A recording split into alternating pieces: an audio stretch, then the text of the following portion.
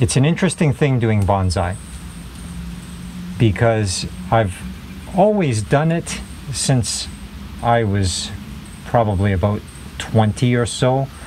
But when I was younger, I never really took it seriously, and I never spent enough time on it, because this is the key. You have to do it long enough, not only to see the results. I've been working on this one for years, but also there's something about it. It's almost like, actually, it's very much like what I experience when I go for a very long bike ride, where it just takes a while, quite a while in most cases, to get out of your own way. Does that make any sense to you? Just think about, and this is the key right here, thinking. Thinking is the, I won't call it a problem, but it's an obstacle.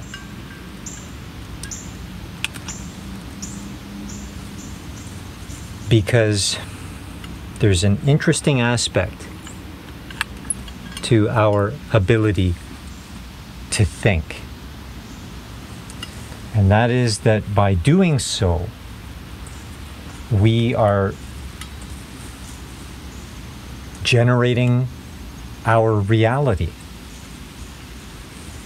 Because our reality is nothing more than what we perceive. And what we perceive is governed entirely by gray matter. Just think about it. All your nerve impulses are all going,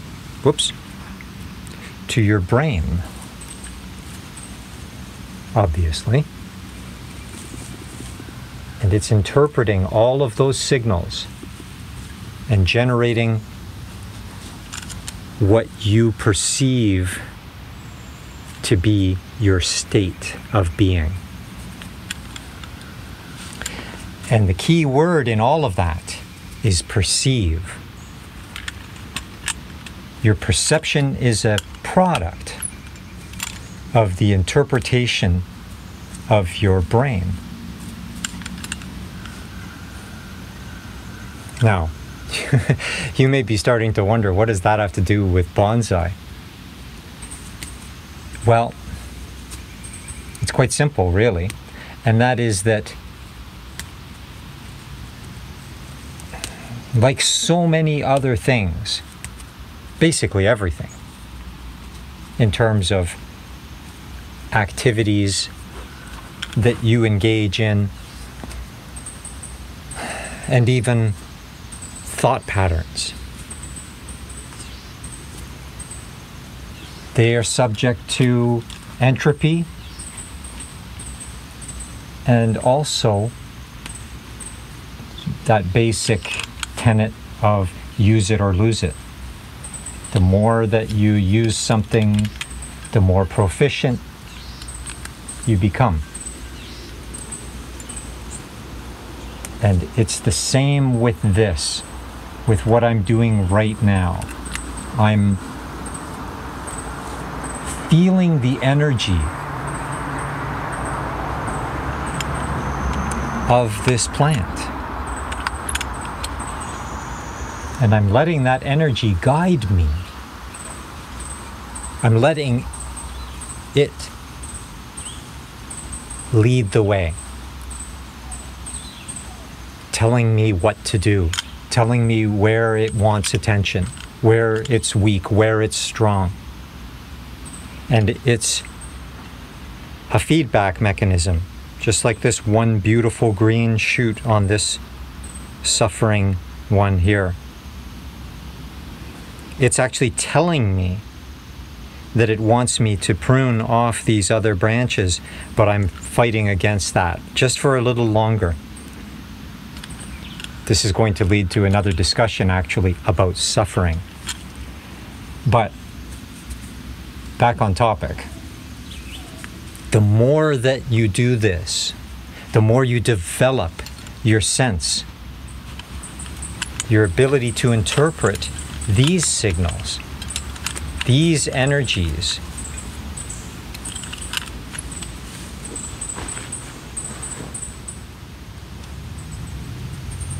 And so by engaging in this, you get to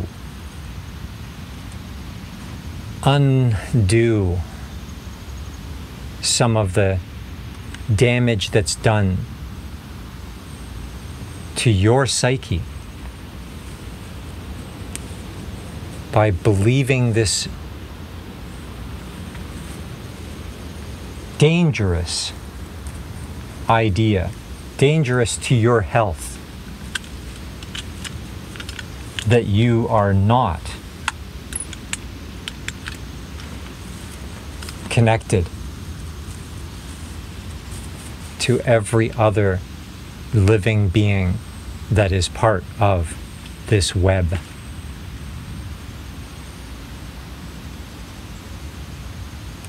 And I feel it myself. And it's interesting that it's most powerful in the morning. It's not only interesting, but it's revelatory, because it shows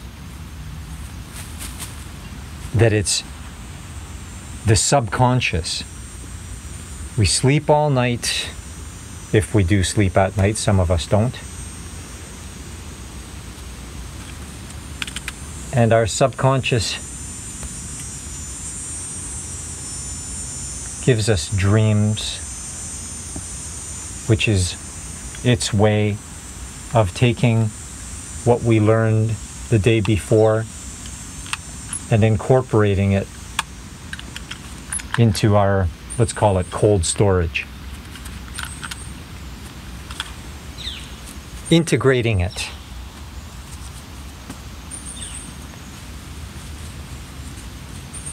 And so when we awake the next day, there are many things that were processed by the subconscious overnight that may not be beneficial to your well-being. And that is how you start your next day. And so for me, this is a very regular occurrence lately, where I don't feel myself. I don't feel like myself again until I get outside and I feel this energy.